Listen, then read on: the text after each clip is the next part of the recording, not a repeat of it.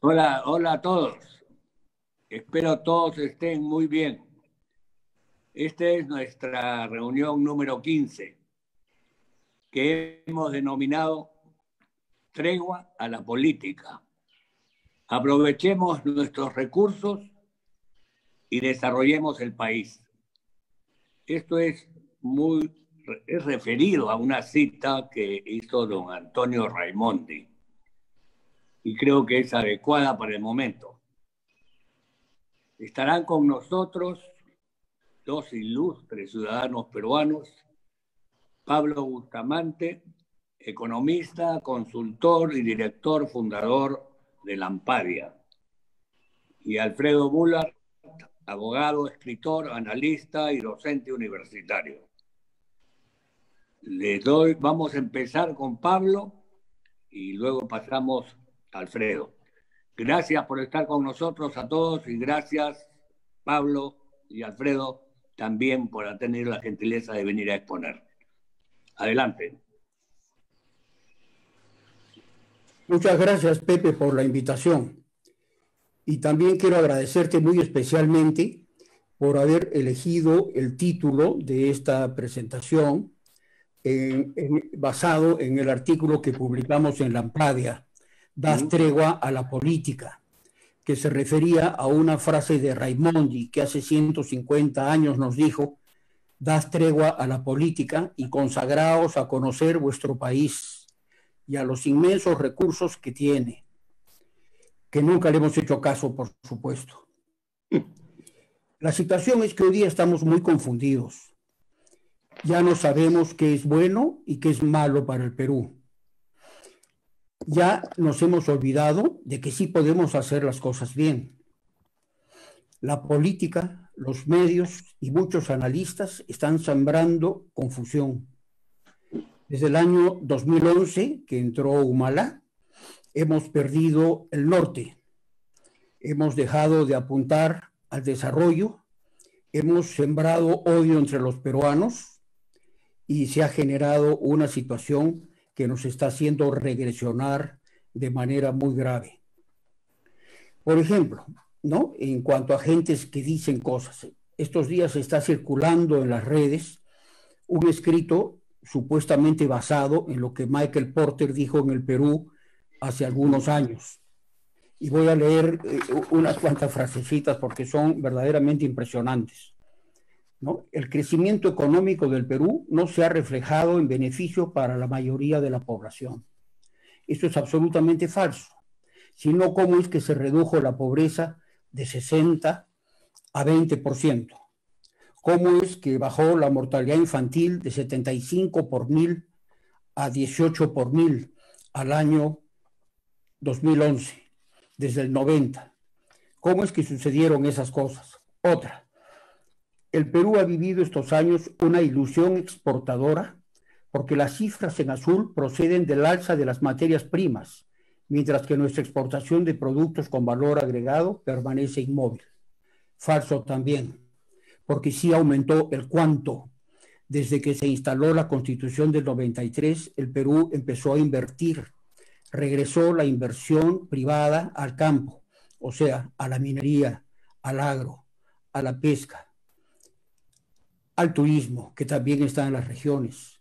Y se fue transformando el Perú con grandes beneficios que vamos a comentar luego, ¿no?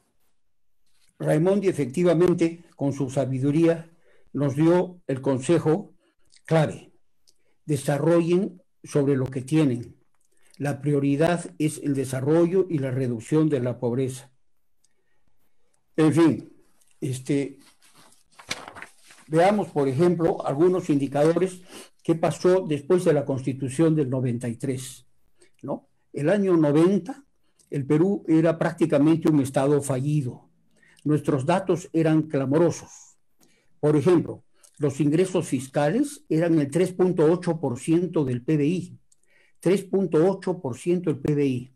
Con la recuperación del país llegaron a ser el 21%. El PBI per cápita el año 89 era menos de $1,000, $968. Para el año 2011 ya era 6,000 y ahora está en $10,000. La inflación promedio, que era 1.187% por año, con una brutalidad el año 90 y 89, ahora está estable en 2.5%, y ese es probablemente el mayor beneficio para la población, especialmente para los pobres, porque eso ha permitido que no se sigan desangrando y que puedan empezar a construir finanzas familiares. Como dije, la desnutrición infantil, la mortalidad infantil bajó sustancialmente. Y por supuesto la deuda externa bajó de 61% a niveles de 11% para el año 2011. Pero desde el 2011 las cosas vienen empeorando. Con el gobierno Humala se empieza a poner pare a la inversión, se empieza a exacerbar las medidas burocráticas que ya no permiten que nuestra Constitución siga respirando. Nuestra Constitución ya prácticamente no tiene oxígeno, está aplastada por miles de normas. Hoy día, para hacer un proyecto minero, hay que tratar con 30 entidades públicas distintas y ver 280 normas distintas. Es una locura. Y se han sembrado falacias sobre la minería, falacias que son tremendas y que nos hacen mucho daño, ¿no? Por ejemplo, que no tiene valor agregado. Y en verdad la minería tiene un valor agregado bruto de 69%, mientras que la manufactura tiene un valor agregado de 35%. Yo quiero darles un solo ejemplo. Si exportamos un polo de algodón finísimo, precioso, que se vende en Miami $80, en el Perú quedan $8. El resto se queda afuera, o sea, el 10%. Si exportamos una palta que se vende en un supermercado inglés a 2.5 libras esterlinas, en el Perú queda el 60%. O sea, hay mucho valor agregado en la agroexportación también. Pero si exportamos concentrados de cobre que se venden en China, en el Perú queda el 86%. Y todo esto es remuneraciones, pagos a terceros e impuestos. La minería paga entre 40 y 47% de impuestos. O sea, genera grandes márgenes para que podamos dedicarlos a lo prioritario, que es la educación, la salud y las infraestructuras. Pero la terrible burocracia que tenemos, que ha crecido de manera descomunal, ¿no? Por ejemplo, desde el año 2000, la burocracia pura, o sea, excluyendo a los médicos y a las enfermeras, excluyendo a los jueces y a los fiscales, a las Fuerzas Armadas y a los maestros, ha crecido 8 veces, en términos reales, ha crecido 8 veces, mientras que la recaudación fiscal creció 5 veces, un buen crecimiento. Pero todo se va en una burocracia inútil, que lo que hace es inventar nuevos procedimientos y paralizar la vida del país. Otros pues lo tienen claro. Es el caso de Australia, que creo que acabamos de ver un ejemplo perfecto. La embajadora de Australia acaba de escribir hace un par de días en El Comercio un artículo muy interesante, que nos dice cómo Australia ve la minería, ¿no? Y una de las cosas que dice es que justamente con la pandemia, la minería fue rápidamente declarada como una actividad esencial. Actividad esencial. Lo mismo hizo Canadá, lo mismo hizo Chile. Pero en el Perú paramos la producción minera. La tratamos como si fuera cualquier otra producción cuando se produce en espacios aislados y podía controlarse perfectamente con buenos protocolos la expansión del virus. En fin, hemos hecho muchos errores, ¿no? Y con la pandemia se han acentuado. En el tema sanitario, el error más grande de todos es el uso de pruebas rápidas, que no permite que acorralemos al virus, que lo sigamos, que lo cerquemos y que monitoreemos a los infectados y a los vulnerables, como se ha hecho en países exitosos, como se hizo en Guayaquil después de la crisis que tuvieron, como ha hecho Uruguay, ¿no? Y hoy día tenemos uno de los peores resultados sanitarios del mundo. Y hay 1000 errores en el manejo, por supuesto. Se le dijo al gobierno 20 veces, pero ellos se aislaron, excluyeron a la sociedad civil del proceso, excluyeron a los empresarios, a las iglesias e incluso a las Fuerzas Armadas en su apoyo logístico. Y por supuesto el desbarajuste es terrible. Hoy día se empieza a hablar de pruebas moleculares y a ver si podemos empezar a hacer el rastreo, cosa que todavía dicen algunos especialistas que se puede hacer, como dice Neira, como dice Ernesto Bustamante. Ojalá que efectivamente empecemos a hacer las cosas bien. En el plano económico, ya ni digamos, habiendo parado la minería, habiendo parado todos los sectores de la economía en forma innecesaria, habiendo parado regiones que no tenían un solo contagiado con el virus, por gusto, por varios meses, ¿no? Habiendo creado tiempos restringidos de atención en diferentes instituciones, cosas que crearon más congestión, habiendo dejado de controlar los mercados populares y reaccionando meses tarde, en fin, tantos errores cometidos. Y sobre todo cuando entramos a la fase de reactivación, cuando tenemos que empezar a impulsar la inversión, se hace con temor, con angustia, con confusión, se da un paso adelante y otro atrás. Nos han llenado de protocolos absurdos que no permiten que se reactive la economía y vamos a tener uno de los peores resultados de contracción económica en el mundo, para no hablar de la región. En fin, todos estos procesos y estos errores se han venido acumulando, como dije, desde el 2011. Ahí se frena el apoyo a la inversión, en general la inversión, pero especialmente la inversión minera. Entonces tenemos que recuperar eso.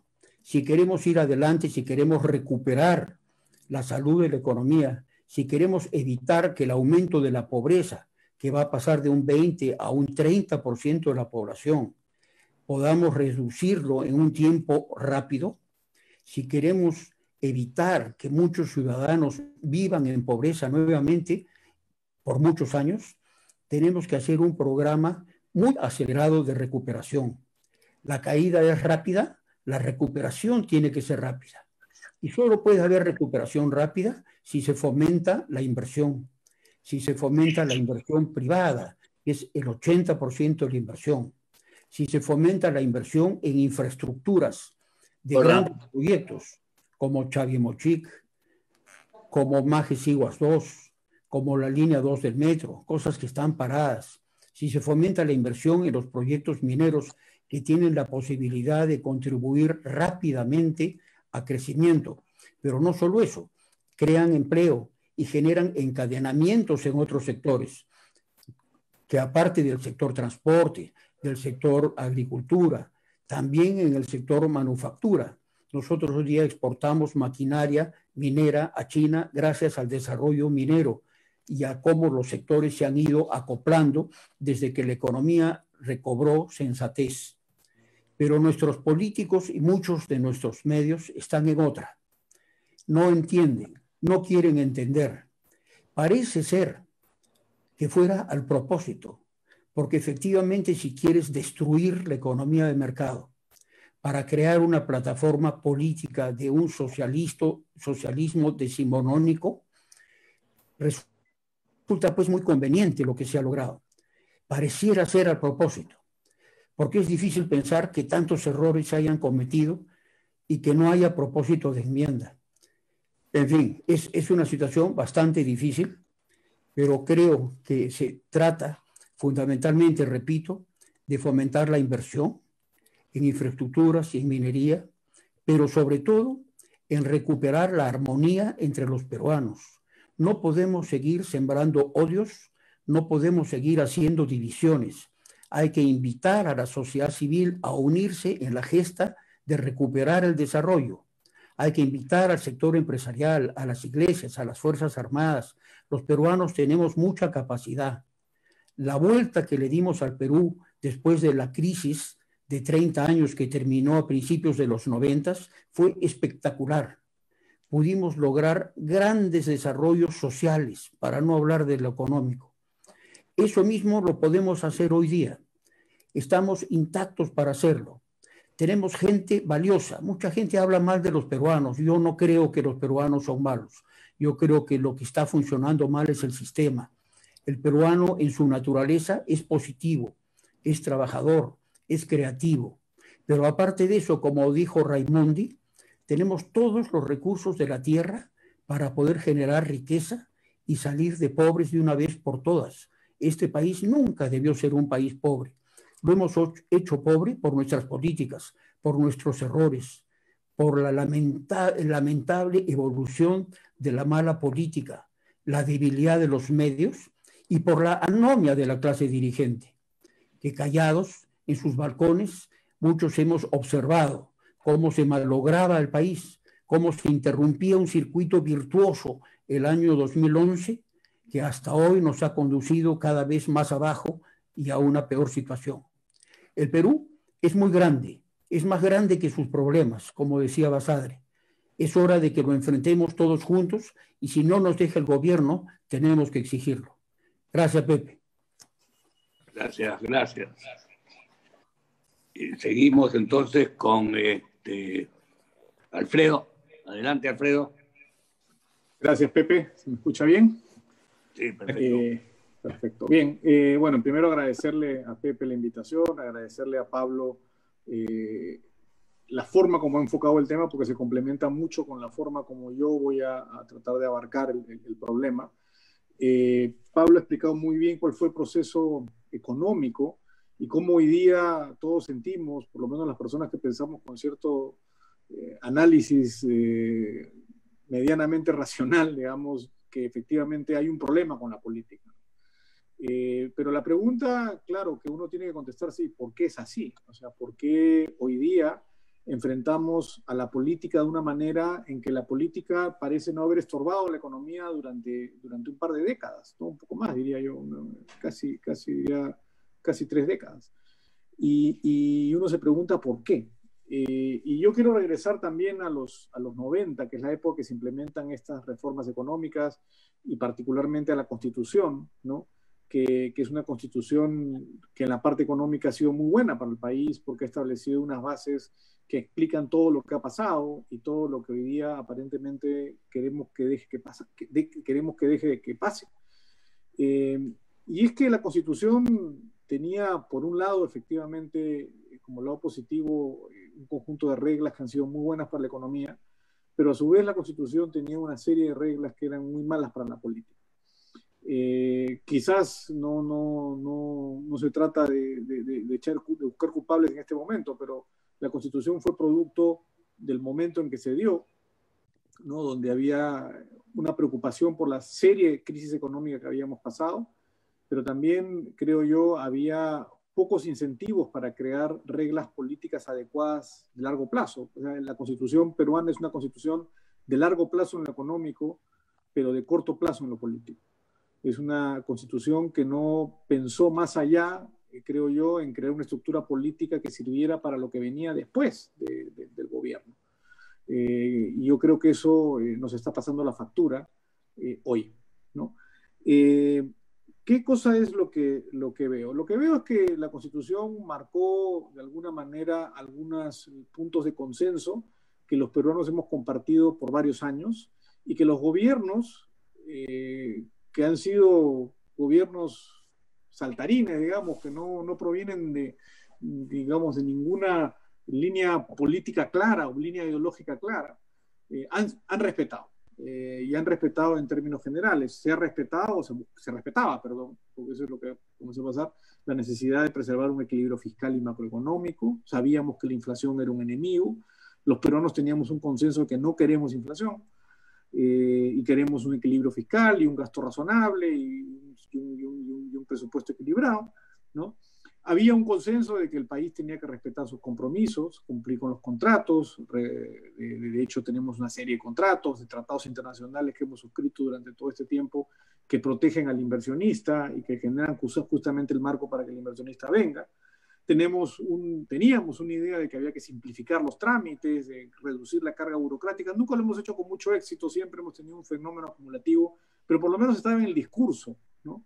Estaba en el discurso el simplificar al Estado, y lo cual creo que de alguna manera evitaba que nos burocratizáramos tanto como hemos terminado. Y había una idea de apertura comercial, que el país tenía que tener fronteras abiertas para poder exportar y para poder importar, y que el intercambio finalmente es la fuente de que un país se vuelva competitivo. Si no hay apertura, no hay competencia. Si no hay competencia, no hay dinámica económica. Si no hay dinámica económica, hay menos bienestar. Yo creo que esos puntos han sido consenso y han sido un consenso no tocado hasta hace relativamente poco tiempo. Discutido quizás, pero no tocado. Ahí estaban las líneas básicas. La reforma política en los años 90 fue totalmente diferente. Era básicamente cortoplacista, estaba pensada en la estructura política de ese momento y en las necesidades del gobierno de ese momento. Era un sistema que buscaba partidos débiles, no partidos fuertes, no partidos que pudieran tener una línea que se preservara en el tiempo. Un Congreso muy ligado al Ejecutivo, que se elegía al mismo tiempo que el Ejecutivo, asumiendo que el Ejecutivo tendría una mayoría o un grupo importante de parlamentarios que le permitiría manejar sin mayor problema el gobierno, ¿no? Una idea de, bueno, en ese momento de reelección, eso se cambió, pero había una idea de reelección del presidente. Había un voto, que todavía tenemos, un voto preferencial que básicamente prioriza a la persona y no a la institucionalidad de un partido, ¿no? Un sistema unicameral que reduce los niveles de representación en el Congreso porque utiliza un solo sistema de representación general, no permite que los grupos obtengan distintos niveles de representación y generen de alguna manera una dinámica más reflexiva en la formulación de leyes, ¿no?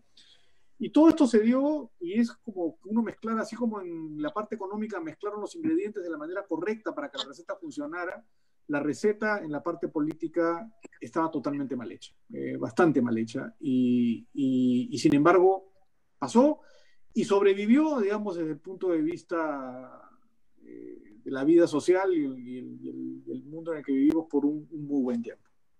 El resultado, si ustedes reflexionan un poco de lo que pasa luego de que acaba el gobierno de Fujimori, el resultado ha sido una economía desacoplada de la política.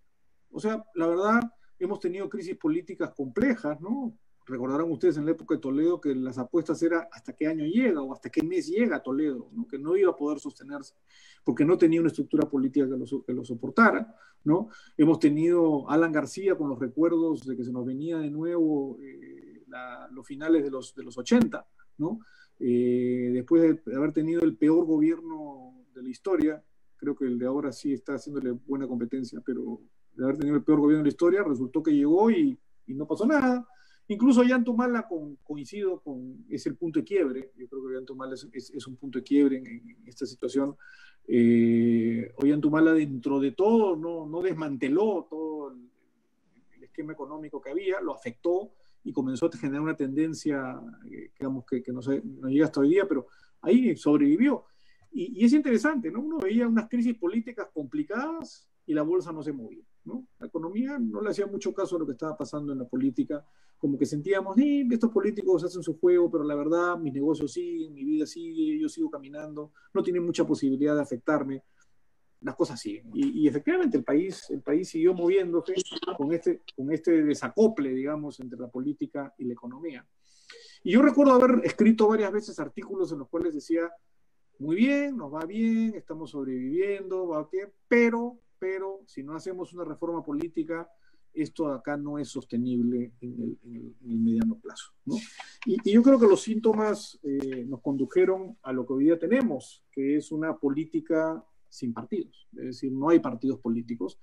Yo sé que los partidos políticos usualmente no nos gustan, pero los partidos políticos son como las empresas en el mercado. No se puede pensar en un mercado sin empresas. Digamos, necesitamos, digamos, Steve Jobs o Bill Gates, sin una estructura empresarial no pueden lograr lo que logran, ¿no? Porque las empresas de alguna manera transmiten en la visión de largo plazo, tienen stakeholders que se sienten representados en la actividad de la empresa y que le dan la sostenibilidad, ¿no?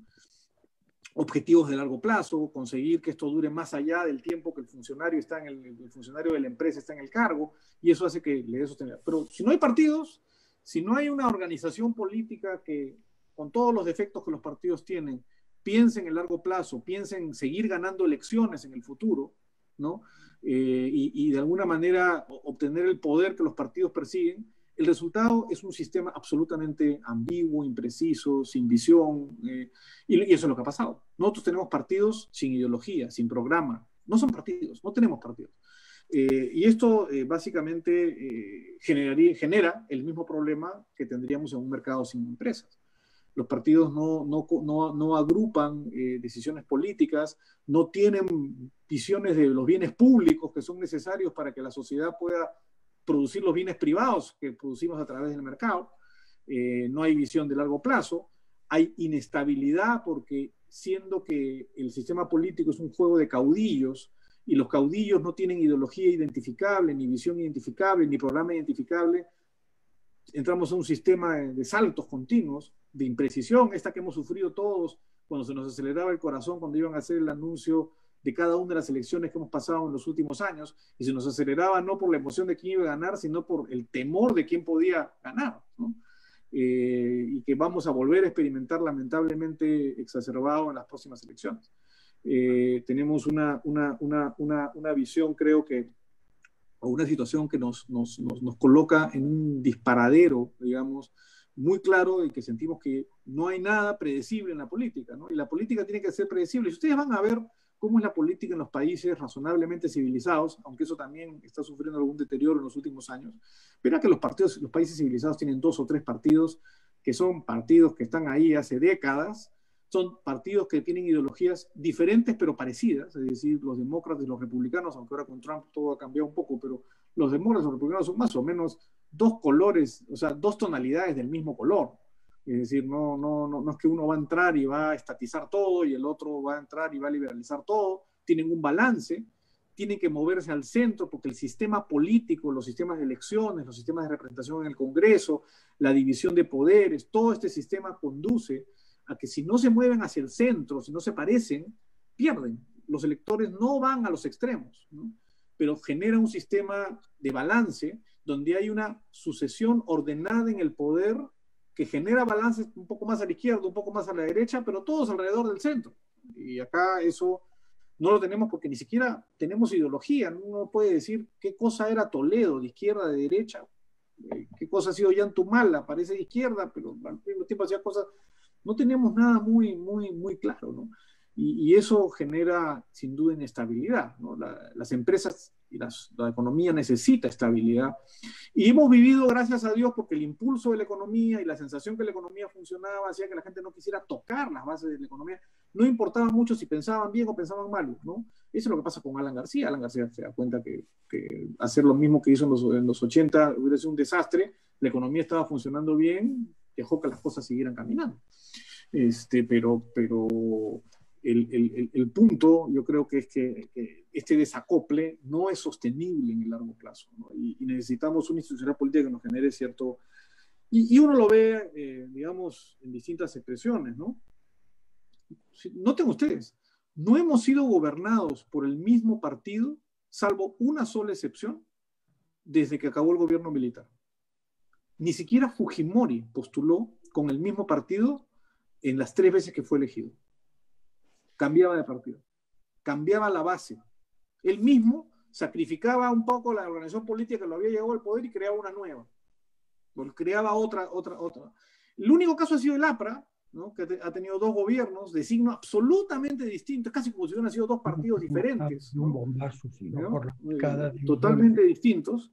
Y esa diferencia uno la nota porque básicamente lo que tuvieron fue un caudillo. O sea, la verdad, el éxito del APRA en 2 elecciones se debe principalmente al caudillismo de su líder, no necesariamente a que el APRA haya tenido una estructura ideológica institucional. La demostración que de los 2 gobiernos, 2 signos ideológicos más distintos no han podido tener. Sociedad Nacional de Industria. Uno lo ve en las células de votación. Las células de votación del Perú son muy curiosas, ¿no? Fíjense los candidatos principales, ¿no? ¿Cuál es el signo del partido? La O de Ollanta, el PPK de PPK, la K de Keiko, la T de Toledo, y la única excepción, bueno, en el caso de Castañeda Loz se usaba un símbolo muy parecido a cuando él había estado en el Seguro Social, en el IPS, para mostrar que eso es lo que él había hecho. Es decir, también era caudillista. La única excepción quizás era Alan García, que por su liderazgo y su carácter caudillo casi no necesitaba cambiar el signo para que todo el mundo identificara que era él. Entonces uno tiene una estructura en la cual no sabemos, ustedes tienen alguna idea quiénes van a postular en la próxima elección que está a la vuelta de la esquina, no tenemos la más mínima idea. No sabemos. No tenemos ninguna estructura partidaria, no sabemos ni siquiera qué partido es, no nos interesa qué partido es. Lo más probable es que quien va a llegar al gobierno va a ser una estructura que no tiene ningún nombre de los partidos tradicionales, va a parecer una cosa extrañísima o absolutamente desapegada a cualquier forma de organización de largo plazo. El resultado, digamos, lo que termina un poco el ciclo de la inercia de la económica, haciendo que los partidos o los políticos, con todo este desbarajuste de cómo funciona el sistema, no hayan tocado la economía, es que, claro, se presentan ciertas coyunturas curiosas. Un sistema político que está hecho para que la elección del Congreso coincida con la elección del Ejecutivo resultó en una minoría notoria del presidente de PPK, notoria en el Congreso, como consecuencia de las particulares coyunturas en la cual se dio esa elección, con lo cual no tenía ninguna capacidad de hacer nada en el Congreso, un gobierno débil, un fujimorismo rabioso por haber perdido, y además se desata todo el problema de corrupción donde genera un hilo entre lo que fue la actividad económica y se hace una generalización absolutamente injustificada respecto a que la economía de mercado trajo la corrupción, cuando yo creo que no es así. De hecho, es curioso ver que las empresas, la gran mayoría de las empresas, las que aplican realmente el crecimiento económico, no pasaron necesariamente por el Estado ni por actos de corrupción, pero bueno, esa generalización ha hecho que hoy día haya una sensación muy antiempresarial, ¿no? Que hace que mostrar ciertas simpatías por la economía de mercado sea casi una confesión de ser un corrupto, ¿no? Y eso realmente es preocupante, ¿no? Y yo creo que la frase de Raimondi, que muy bien nos hizo recordar Pablo, tregua a la política, es que claro, uno debería decir, en realidad la política no es un fin en sí mismo, la política es un medio a través de la cual se generan los bienes públicos que necesitamos para producir bienes privados. Para eso es, ¿no? La infraestructura, la justicia, la salud, la educación, la infraestructura básica, ¿no? Para eso es la política. Pero no, hoy día la política se ha vuelto cualquier cosa, ¿no? Y no tiene límites claros. La Constitución tenía un desbalance que ya nos está pasando la factura. Y mi respuesta, ¿qué hacemos? A la pregunta que nos planteaba Pepe en base al artículo que escribió Pablo, la pregunta que nos hace, ¿y ahora cómo hacemos para aprovechar nuestros recursos? Y yo ahí, digamos, creo que la tregua a la política, creo que lo que tenemos que hacer es no darle tregua a la política. La política debe darle tregua a la economía, digamos, pero nosotros no tenemos que darle la política. Yo creo que hay que empecinarnos en la necesidad de una reforma política real. Es difícil en la coyuntura actual conseguirla porque nadie reparte las lampas con las que los van a enterrar. Y esta reforma política va a enterrar a los políticos como los conocemos, si es que se pudiera dar. Digamos, el parlamento que tienes es inviable, es inexistente en un sistema que tiene un mínimo de institucionalidad política razonable. Un congreso mira lo que vivimos en un congreso donde no hay partidos. Acción Popular no es un partido, es un grupúsculo de gente agrupada bajo cualquier cosa menos una lógica, una ideología, un programa. Y digamos, el presidente no tiene partido, no tiene estructura partidaria que lo apoye, básicamente se ha rodeado de amigos y eso lo ha alejado de la tecnocracia que hizo también. Eso fue parte también de lo que ha ocurrido. El Ejecutivo se ha mediocrizado tecnocráticamente, tremendamente, porque se ha convertido en un círculo de desconfianza, ¿no? Donde la idea no es lo importante, sino que nadie te acuchille. Y yo creo que eso nos ha dañado tremendamente. Entonces yo quisiera terminar mi presentación justamente llamando la atención sobre esto, ¿no? Que estamos pagando los platos rotos de habernos entusiasmado con una reforma económica importante, que fue ejemplo internacional y que hoy día ya la gente habla de otra manera de lo que está pasando. El COVID, digamos, lo que ha hecho el COVID es acelerar un proceso que ya estaba enmarcado en su destino. Es decir, el deterioro que uno tenía en la institucionalidad política ya no daba para más. La sumatoria terrible del cierre del Congreso en algo que considero que fue inconstitucional, pero que en el fondo todos aplaudieron, ¿no? Una situación de pandemia que ha golpeado muy duramente la economía, ha hecho que no tengamos capacidad de reacción y ha acelerado un proceso que yo creo ya estaba enmarcado hacia dónde iba. Ojalá podamos hacer esta reforma, esta reforma es la que nos va a permitir, porque la pregunta de Pablo y la conclusión de Pablo es obvia. Hay que hacer lo que todos sabemos que hay que hacer. La pregunta es cómo hacemos para que el sistema político haga lo que hay que hacer. Yo creo que ese es el gran problema, porque no podemos vivir desacoplados de la política. La economía necesita leyes, necesita instituciones, necesita propiedad, necesita contratos que se cumplan. Necesitamos un sistema de bienes públicos que funcione, un Estado fuerte, pero pequeño. Y eso es lo que haga bien lo que tiene que hacer y no se meta a hacer todo lo que no sabe hacer mal. Y yo creo que eso es quizás el punto principal de la agenda. Con esto termino. Disculpen que me haya extendido un poco, pero creo que era importante y la reflexión de Pablo meritó tener esta explicación. Muchas gracias. Muchas gracias, Alfredo. Muy interesante tu exposición. Tengo muchas preguntas para ustedes, pero voy a preguntar primero la que tengo yo preparada. Los dos, de una forma u otra, han tocado un poco el tema de cuál es el sistema. El sistema que podría funcionar en un país como el nuestro, donde no hay reforma política, no hay organizaciones políticas ni partidos adecuados, sin ideología, sin programas, etc. Las regiones no funcionan, nunca funcionaron, fueron mal hechas. No hay visión de largo plazo, según Alfredo también lo ha mencionado. No se cumple con la ley, que es uno de los temas más importantes de este país. No se cumple con la ley. No hay mala educación, mala salud, no hay infraestructura. Los presidentes que hemos tenido, por más que algunos han ido para un lado, después los otros para el otro, han sido presidentes lamentablemente corruptos, y los políticos, muchos de ellos también. Hay un tema que leí hoy día en un Twitter, ante una pregunta que se hizo sobre por qué este país no progresa y que todo el mundo nos quejamos de todo lo que no tenemos y no lo hacemos bien. Y que la democracia no es la adecuada. Y hay una contestación precisa sobre ese tema de un señor Adriansen, que no es mi amigo, el economista, que dice: democracia implica responsabilidad del elector. Y eso es la verdad. Se quejan del Congreso, se quejan de la presidencia, se quejan de todo. Pero al final, a la hora de elegir, se elige pésimo, se elige mal.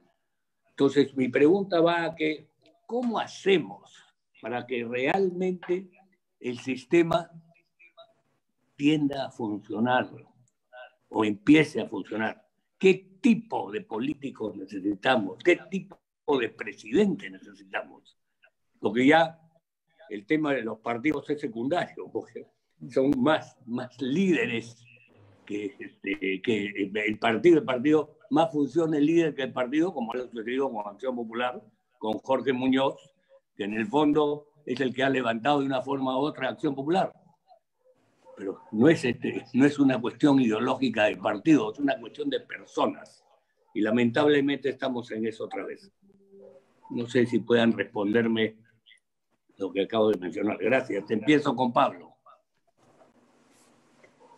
Bueno, qué bien haber coincidido con Alfredo, ¿no? En esta presentación. Y efectivamente, la política es un desastre.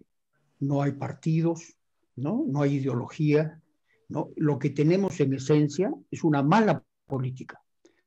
Por eso es que yo usé la frase: si tenemos una mala política, con gente que no tiene la capacidad, ¿no?, para hacer las cosas bien, que más bien están orientados no a gobernar, sino a hacer política pequeña y política mala, tenemos que tratar de superarlos, de sobrevivir esa realidad. Hasta dentro de un año no podemos cambiar nada, ¿no? Tenemos que exigir, por supuesto, que se hagan algunas reformas esenciales para que los próximos 5 años sean mejores. Pero mientras tanto, la ciudadanía tiene que empezar a decirle a los políticos qué es lo que queremos. Estamos en manos de malos políticos. Hay mala política. Y esa mala política está haciendo que la gente del gobierno y del legislativo no se dediquen a gobernar, a buscar el desarrollo, a tener análisis racionales y hacer propuestas sensatas, tanto para lo social como para lo económico, y hacer reformas que debieran hacerse, sino todo lo contrario. Entonces, efectivamente, creo que es muy importante buscar un cambio en ese sentido. Ese es el lado flaco. Ahora, ¿cómo complotó antes? Yo creo que, insisto, esto viene malográndose desde el 2011. Creo, alguien decía, un vicepresidente de la Sociedad Nacional de Industrias dijo alguna vez que el gobierno de Humala no nos había matado de un bombazo, pero nos había debilitado por la picada de millones de mosquitos, ¿no? Efectivamente, de a poquitos se fue malogrando un proceso que andaba bien. ¿Cuánto hemos perdido? No sabemos. ¿Cuál es el costo de oportunidad de lo que pudimos haber crecido, reducido pobreza, reducido desnutrición, si hubiéramos seguido haciendo las cosas medianamente bien, si hubiéramos tenido por lo menos algunos políticos dedicados a mantener un sistema que había probado ser exitoso? No sabemos cuánto se perdió, cuánto se dejó de hacer. Pero hoy día sí sabemos, ¿no?, que el costo de tener a esta gente en el Ejecutivo y en el Legislativo, pero también en el Poder Judicial o en el sistema judicial, es muy pernicioso para la salud de los peruanos, ¿no? Entonces, esa es nuestra gran preocupación y por eso tenemos que elegir bien. Yo espero que podamos elegir mejor porque la necesidad tiene cara de hereje y vamos a llegar a las elecciones en una situación de mucha angustia, de mucha debilidad. Y eso debiera generar que los peruanos reflexionemos sobre lo que es bueno y sobre lo que es malo. Tenemos cómo medir qué cosa hicimos bien, tenemos cómo medir qué hemos... Es fundamental que reflexionemos sobre eso. Es fundamental salir a los balcones. Muchas gracias. Alfredo.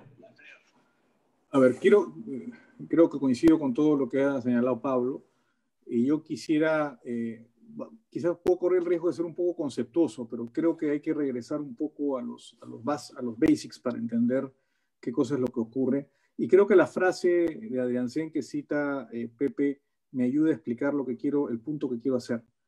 O sea, yo entiendo la frase, ¿no? La democracia implica responsabilidad del elector, el mercado implica responsabilidad del consumidor también.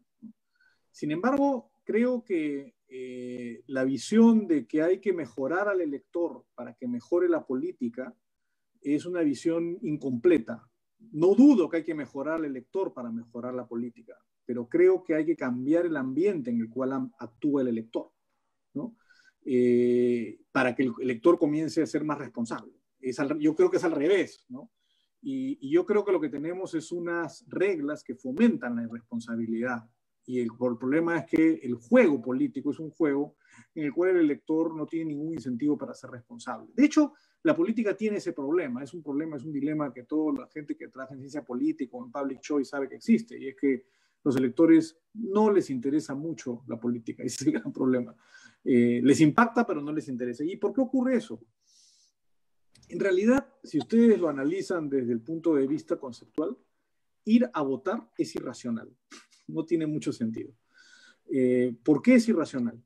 De hecho, hay muchos estudios muy interesantes que tratan de explicar por qué en los países donde el voto es voluntario la gente va a votar.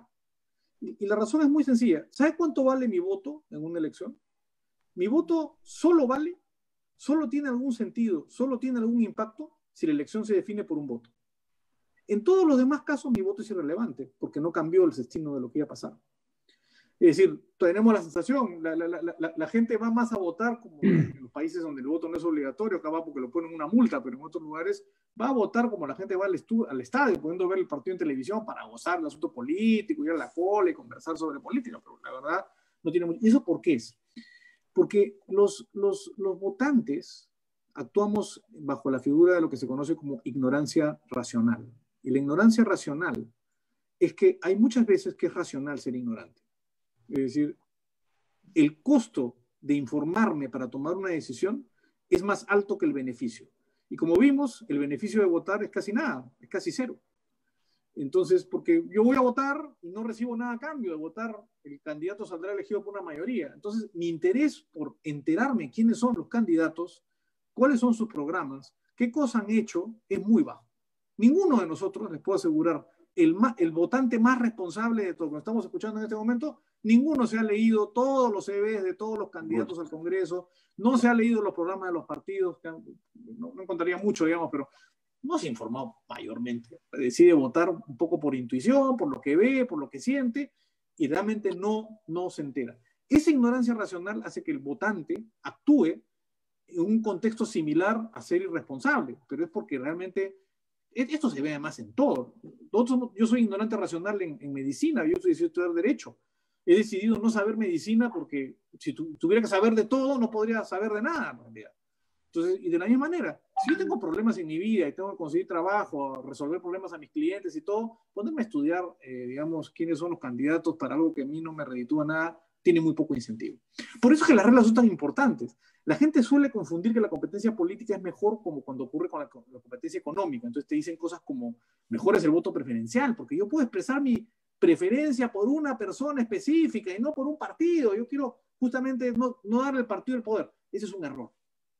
Ese es un error, porque si uno es un ignorante racional, tener que comparar los 400 y miles de candidatos que se presentan al Congreso para poder decir cuál es el mejor es imposible. Es absolutamente imposible. Por eso es mucho mejor el sistema de distrito uninominal, donde uno vota entre los candidatos, para elegir un congresista, uninominal o binominal como en Chile, uno o dos, no una lista completa. Y el voto preferencial es una cosa imposible de ejercer. Entonces, eso genera voto muy irresponsable, en realidad voto donde la racionalidad se maximiza. Y a esto se añade un problema adicional. Cuando ustedes van a comprar una refrigeradora y pagan el precio de la refrigeradora y se equivocan, asumen los platos rotos.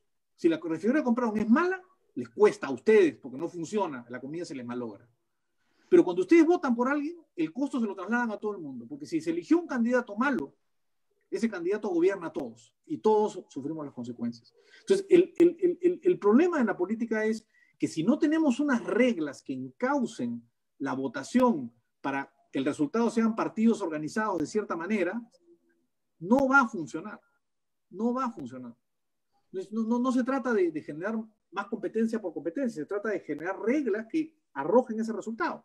Por eso es que no funciona el voto preferencial, por eso es que no funciona el voto obligatorio. El voto obligatorio lo único que hace es que voten los ignorantes racionales más ignorantes, que les interesa menos la política. Acá la palabra ignorante no está puesta en términos peyorativos, es simplemente, pues, es racional a veces el ignorante. Si no me interesa la política, ¿qué hago tomando decisiones? Si no quiero un televisor, ¿por qué me obligan a escoger un televisor? No me interesa escoger un televisor. Dejaré que otros... El punto es ese, que si no hay reglas claras, la irresponsabilidad política se maximiza. El votante ahí puede mejorar, puede ser mejor, pero ni en Estados Unidos los votantes son responsables, a pesar que tienen una de las democracias teóricamente más consolidadas del mundo, ¿no? Y ahí acá este fenómeno se da. Porque de nuevo, ¿no? Creemos que aumentar la competencia es aumentar la posibilidad de ver personas y no ver instituciones, ¿no? La potencia política. O sea, ustedes cuando van a comprar una Coca-Cola no están pensando quién es el CEO de la Coca-Cola. Ustedes están pensando en la marca Coca-Cola, en una institución, no están pensando en una persona. Cuando vamos a votar aquí, estamos pensando en personas y no en instituciones. Las personas son importantes, sin duda, pero para que la política funcione necesitamos institucionalidad. Y eso es lo que no hay, ¿no? Y yo creo que ese es el problema principal. Muy bien, muchas gracias, Alfredo. Seguimos con las preguntas. Aquí tengo una pregunta para Pablo Bustamante, que dice, ¿por qué no desarrolla una fuerte política anticorrupción con el concurso de colegios profesionales, universidades, institutos, concursos, el pueblo organizado, etcétera?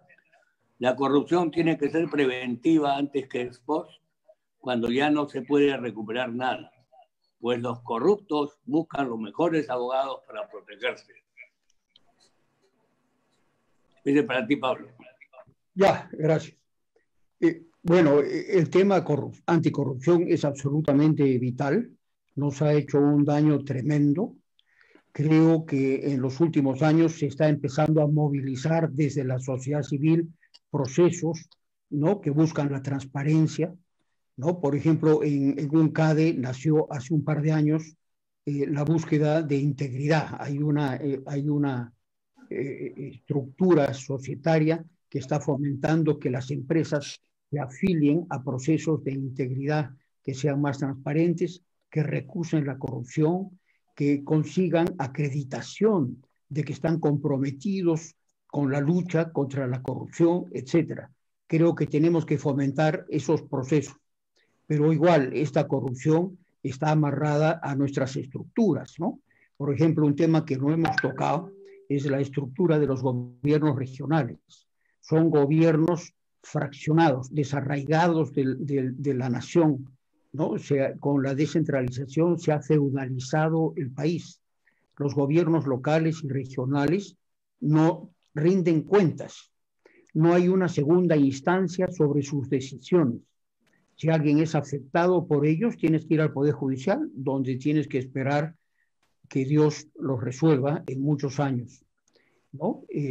Como decía, no hay segunda instancia, son autónomos, lo cual es una barbaridad, cuando en verdad los alcaldes distritales, como dice Fernando Sillonis, debieran tener muchos menos capacidades, ¿no?, y reportar a los provinciales a los gobiernos regionales, y siempre debe haber una segunda instancia. Creo que tenemos que hacer una tremenda reforma del Perú. Lamentablemente es difícil hacer estas reformas cuando estás con la salud de la nación afectada.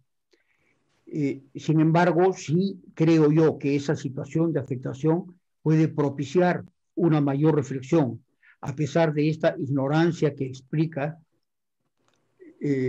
Alfredo, ¿no? Creo que las circunstancias pueden ayudarnos. Ahora, con la gente que tenemos, muy difícil que hagan las reformas que se necesitan. Se les ha pedido en todos los idiomas. En la Ampadia hemos publicado N propuestas de las diferentes reformas políticas que hay que hacer. Hemos fomentado foros, pero simplemente no les entran balas. Están en otra. Están haciendo mala política. No están haciendo ni siquiera política, sino mala política, ¿no? Entonces, la lucha contra la corrupción es esencial, y creo que el Perú se está despercudiendo de eso también. Muy bien, muchas gracias, Pablo. Qué gracioso, hemos empezado diciendo que esto es una reunión que da tregua a la política, y acabamos hablando de política. Bueno, en fin. Acá hay una pregunta para Alfredito. ¿Crees, Alfredo, que el voto voluntario podría obligar a los partidos políticos a formarse adecuadamente y desarrollarse con esa visión de largo plazo que has mencionado? Yo creo que sin duda, ¿no? Por varias razones. La primera, y quizás la más importante, es, yo les pregunto, ¿no? ¿Qué consumidor es más responsable? ¿El consumidor que no enfrentaba competencia en las épocas que había limitación de importaciones, por ejemplo, y que sin embargo se veía obligado, o lo obligaban a comprar algo que no podía elegir, a un consumidor que tiene opciones a decidir si compra o no compra, ¿no? Un consumidor que tiene la opción de comprar o no comprar es un consumidor al cual el que le quiere vender tiene que convencerlo que tiene un producto interesante, y no simplemente saber que tengo un mercado cautivo donde voy a poder conseguir que todos vengan a mi tienda, ¿no? O a un número limitado de tiendas. Yo creo que el problema del voto voluntario, el problema del voto obligatorio es que nos fuerza a comprar algo que no necesariamente queremos o estamos interesados en comprar. Y eso, de alguna manera, hace que los partidos tengan menor institucionalidad y jueguen a capturar votos muy desinformados, mucho más desinformados que el promedio del voto, que en general termina siendo un voto desinformado. La gente vota desinformadamente. Lo segundo, porque activa la necesidad de organización, ¿no? de que algo, digamos, tenga que conseguir captar a electores y captar una organización partidaria. Los partidos que funcionan requieren tener, es como los equipos de fútbol, ¿no? Los equipos de fútbol que tienen solo hinchas y no asociados, no gente que esté interesada en el equipo de fútbol, termina con barras bravas, pues ese es el problema, ¿no? No hay realmente titulares, ¿no? O sea, los grandes equipos del mundo, Real Madrid, los equipos ingleses, el Manchester, entonces tienen socios, tienen gente que está integrada a conseguir el objetivo, ¿no? Y se siente parte del objetivo. Los partidos que funcionan tienen partidarios. Acá no hay partidarios. La gente de los partidos no tienen partidarios. ¿Quiénes son los partidarios de Acción Popular? ¿Alguien me puede decir quiénes son? ¿Hay alguno aquí, digamos, que tenga carnet de Acción Popular? No sé, de repente hay alguno, no lo sé. Pero le puedo asegurar que viene de herencia de otra época. Pero hoy día tener una base partidaria, una organización partidaria, gente que se siente que el partido es parte del partido, no hay. En el Perú no hay. Y eso también hace que haya menos interés en formar esa estructura. Entonces, yo diría que sí, el voto voluntario tiene varios problemas, perdón, el voto obligatorio tiene varios problemas y tiene que ver con quiénes van a votar, por qué van a votar y cómo se sienten al votar. Y del otro lado, cómo el partido se organiza para atraerlos a votar. Muy bien, gracias, Alfredo. Vamos a dos últimas preguntas, una para Pablo y una última para los dos. Leo la de Pablo. Dice, la prensa enemiga de la minería, así como los partidos de izquierda, dicen que la minería no paga impuestos y que da poco empleo a la gente. ¿Por qué las empresas mineras no mejoran su estrategia comunicacional para señalar la falsedad de esas afirmaciones? ¿Por qué no se le enseña a esas empresas a hacer sus comunicaciones permanentes sobre lo que realmente es la minería? Lo mismo me pregunto yo. ¿Por qué es que las empresas mineras, por qué la Sociedad Nacional de Minería y Energía y Petróleo no ha sido capaz todos estos largos años de contrarrestar esta prédica antiminera?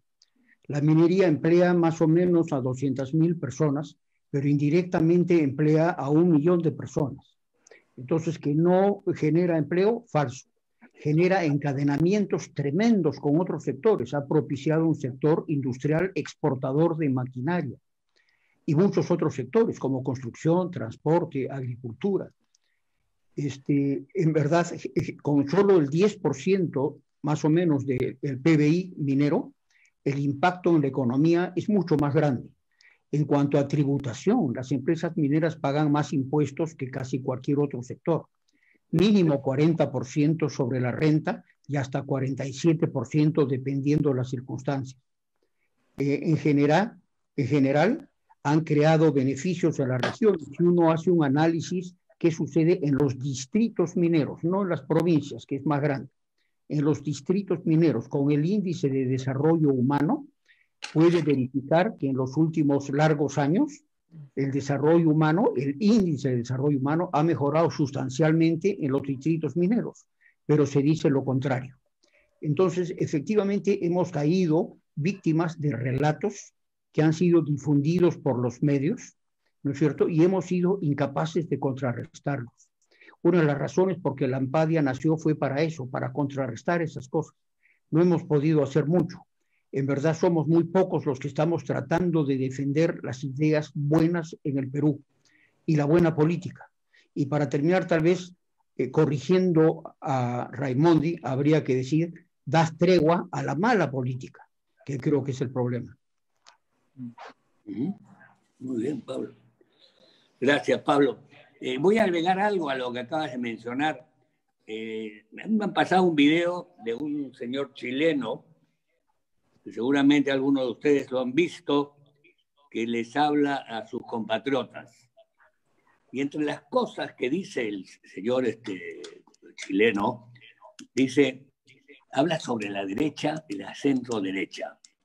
Entonces, les indica a los chilenos que no puede ser posible que nunca los derechistas ni los centroderechistas salen a defender sus intereses como deben hacerlo. Y siempre dejan que los izquierdistas campeen en todas las manifestaciones posibles, mientras que lo del otro lado, la derecha, no hace absolutamente nada. Eso creo que merece un comentario. Así que voy a pedirles a los dos que me hagan ese comentario. Empieza Alfredo. Bueno, yo la verdad,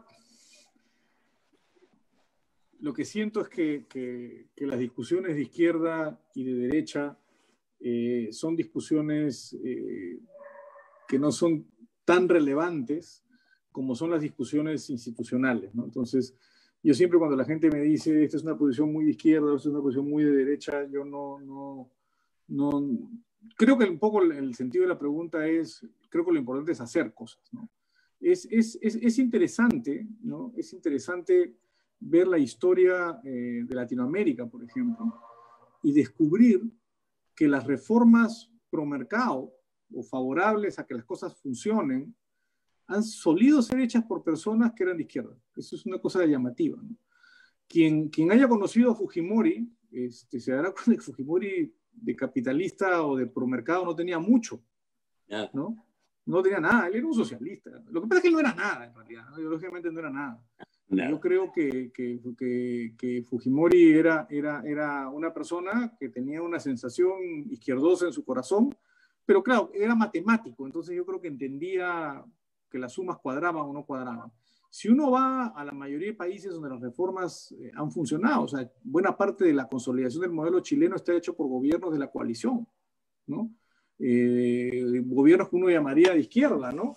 Y uno va a mirar en muchos lados y eso es lo que ha ocurrido, porque muchas veces yo creo que usualmente la confusión es un gobierno, digamos, no tan de derecha, con una crisis muy complicada de solventar. Y esa es mi esperanza, digamos, de lo que puede venir, que con una crisis tan complicada hay poco espacio y los que van a terminar haciendo las cosas las van a tener que hacer por necesidad. O sea, fomentar la inversión no va a ser ya una discusión de conveniencia, sino de necesidad y de supervivencia. Sin inversión esto no va a caminar, si no tenemos campo. La discusión de flexibilidad laboral hoy día, o sea, la verdad, yo no sé cómo van a poder reactivar el trabajo si no flexibilizan las normas laborales en la situación en la que estamos. Entonces, yo creo que se abre una posibilidad en la cual la practicidad, que ha sido en general lo que más ha motivado, lo que pasó con Fujimori, que se encontró con una crisis tan complicada que no le quedaba otra. Recordarán ustedes el discurso de Fujimori antes de las elecciones, no era un discurso, digamos, nada parecido a lo que finalmente hizo. La practicidad es a veces lo que necesitamos y yo creo que eso es lo más importante, ¿no? Yo creo que la situación, con todo lo terrible que ha sido, si alguna esperanza nos da es que nos coloca en una situación donde hay que tomar decisiones muy prácticas, ¿no? Y ojalá esas decisiones prácticas sean adoptadas con mediana inteligencia, con mediana capacidad y que la necesidad finalmente sea la que nos salve, porque parece ser que las ideas no son las que nos van a salvar, las izquierdas o derechas no son las que nos van a salvar, sino la necesidad de hacer las cosas. Sí, pero la impresión que yo tengo, Alfredo, Pablo, es que se tiene vergüenza de decir que uno es derechista o centro derecha y nunca he escuchado realmente a un candidato que salga a defender esa posición ideológica, evidentemente. Inclusive hubo un famoso empresario cuyo nombre me reservo que salió a decir que era de centro izquierda para pasar peor. Pero ese es un tema importante. ¿Qué dice Pablo? Mira, uno de los países más exitosos de la Tierra hoy día es Nueva Zelanda. Y su gran reforma la hizo un gobierno de izquierda, el laborismo neozelandés. Efectivamente, en Chile ha pasado lo mismo. Pero para mí no es importante izquierda o derecha. Para mí lo importante es economía de mercado o economía de Estado. Y más bien lo que necesitamos es tener una izquierda moderna, una izquierda que adscriba a la economía de mercado. Y dentro de esa economía de mercado, como explicaba hace un rato Alfredo, con muy pequeña diferencia de tonos, ¿no es cierto?, acomodar de una manera o de otra manera la estructura del país. Pero sin una izquierda moderna, tenemos ese riesgo de tener esta izquierda decimonónica criticando desde afuera, destruyendo todo lo que existe como plataforma de acceso al gobierno. Y eso crea una gran distorsión en la política. Para empezar, crea un cierto centro de gravedad que arrastra al centro hacia la izquierda, que arrastra a la gente a tener vergüenza de decir que son de derecha, como decía Pepe, ¿no? Esa izquierda maligna que tenemos distorsiona completamente la política. Necesitamos a gritos una buena izquierda, pero una izquierda que crea en la economía de mercado. Responsable. Muy bien, muy interesante lo que acabas de decir. La última pregunta para ambos. Tengo otras, pero no nos das más el tiempo, con mucha pena. Seguramente voy a trasladarle las preguntas a Pablo y Alfredo luego. La pregunta para ambos es, ¿cuál consideran debió ser el rol de los gremios empresariales, especialmente de la CONFIEP, durante la pandemia? ¿Y qué tipo de liderazgo deberían ejercer en el futuro, acercándose evidentemente el 2021? Sí. Empieza, perdón, Alfredo. Bueno, yo voy a ser bien políticamente incorrecto. Yo soy muy crítico de la actitud que toman los gremios empresariales. Creo que en general, si bien hay cosas loables, y yo creo que falta a veces comprarse el pleito, ¿no? Cuando digo comprarse el pleito es decir las cosas como son. Acabamos de ver un asunto, ¿no? O sea, al salir a decir que la actividad empresarial puede ser importante, dicen, no, me van a tildar de capitalista, procapitalista, etcétera, etcétera, y no se asume cosas. Creo, por ejemplo, que la respuesta en general de problemas tan serios como la corrupción en el sector empresarial no ha sido abordado con la energía que debería haber sido abordado. Yo creo que ahí hay una crítica importante. También creo que es necesario tener posiciones a veces. Yo creo que el gremio debe buscar consensuar, pero también tiene que ser firme cuando hay que ser firme. Yo creo que hay veces que hay cosas que el Estado hace que no se enfrentan como deberían hacerse. Yo entiendo, digamos, el rol de los gremios, el rol de las empresas es hacer negocios y hacer actividad económica. Ese es su rol principal, ¿no? Yo creo en la responsabilidad social de las empresas en cuanto a la empresa sienta que tiene que tenerla. No creo que pueda ser obligada a hacer.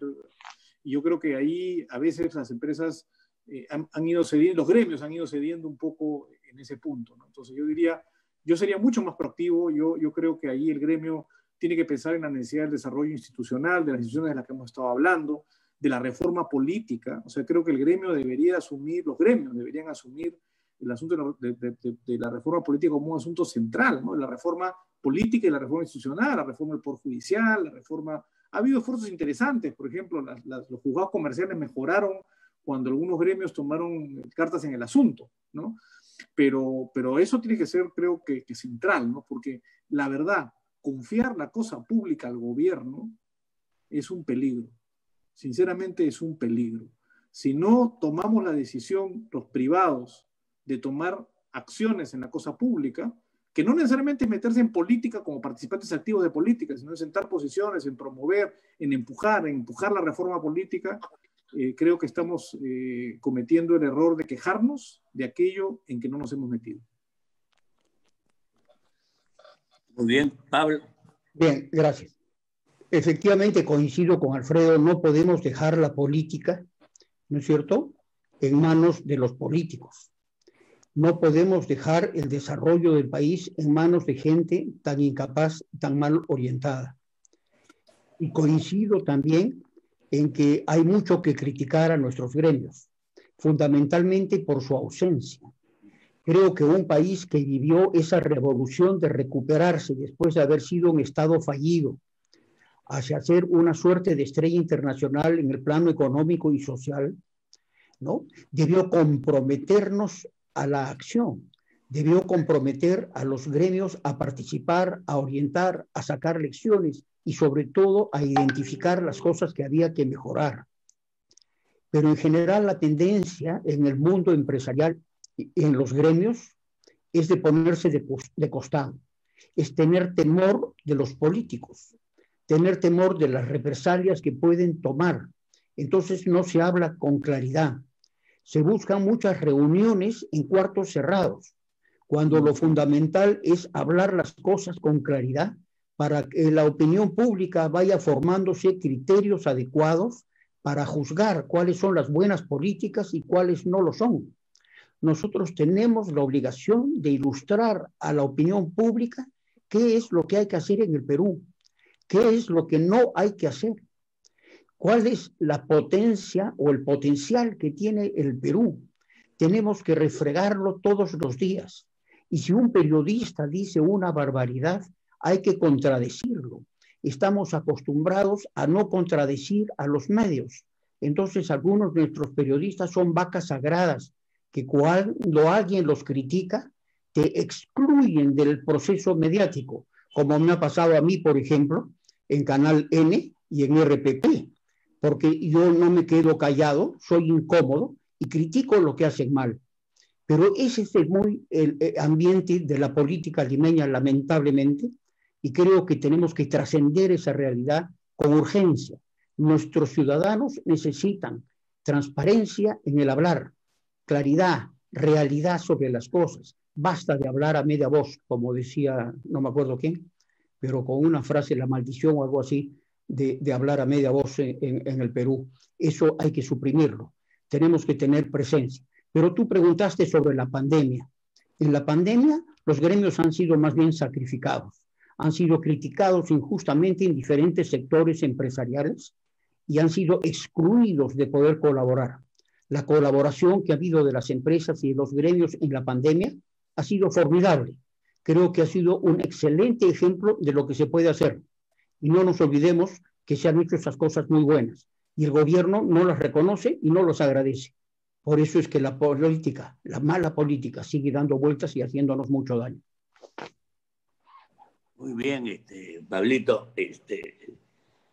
Sin desmerecer a los limeños o a ningún otro provinciano de otro departamento, yo siempre he considerado, y esto va para ti, Pablo, yo tengo muy buenos amigos arequipeños y siempre los arequipeños han tenido esa virtud, las cosas claras y el chocolate espeso. Así que así es. Y me permito la última pregunta.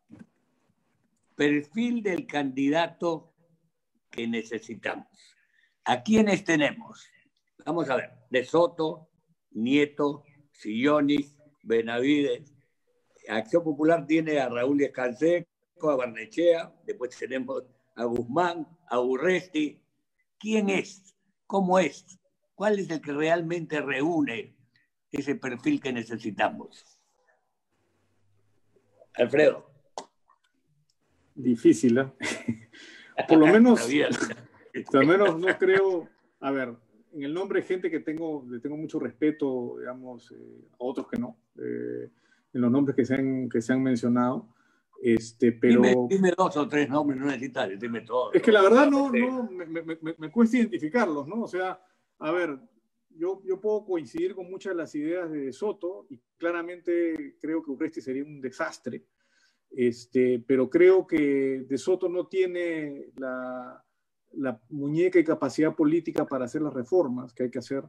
Mi impresión es que necesitamos una persona muy práctica, muy práctica, no teórica, sino muy práctica, que se sepa rodear de gente que sí va a tener base teórica, es decir, de una tecnocracia efectiva, que lo cual no quiere decir caer en la ingenuidad de rodearse solo de tecnócratas, sino gente que tenga muñeca política, pero tiene que tener tecnocracia detrás, y con capacidad de decisión, que sea una persona que tome decisiones y que tome decisiones, digamos, rodeado de buenas...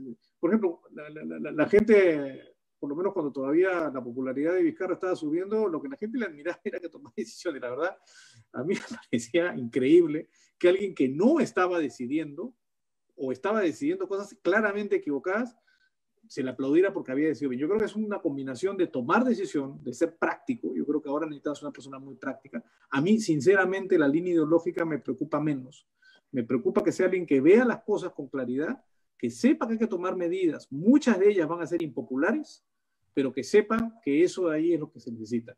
La verdad, en la lista no encuentro nadie que claramente encaje en ese perfil.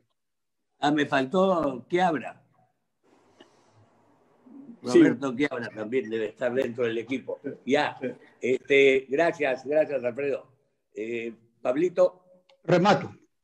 Yo creo que el perfil tiene que ser efectivamente una persona muy práctica, que sea capaz de entender muchos procesos, que tenga cierta experiencia de gobierno, creo que es fundamental, y que tenga vocación de ser un educador, desde la política, un educador, y que hable con franqueza, no con un doble lenguaje, que hable sin cálculos de lo que es conveniente para la política inmediata para él, que hable sobre lo que cree que es necesario. Y creo que hay alguien que todos los días nos está hablando en los medios y que tiene bastante de ese perfil. No es el único, pero creo que es el más claro, y es Fernando Sillones, es mi opinión. Muchísimas gracias. Realmente les agradezco muchísimo. Creo que hemos tocado todos los temas y nos hemos salido de lo que inicialmente habíamos dicho, pero sin embargo ha sido importante conocer sus opiniones y sus magníficas exposiciones. Gracias, Pablo. Muchas gracias, Alfredo. Estaremos seguramente juntos próximamente. Gracias a todos y gracias, en especial Pepe. a mi asociado, a Ítalo Yudrich. Gracias. Gracias. Alfredo, gusto verte. Igualmente, Gracias. Pablo. Nos vemos. Ya.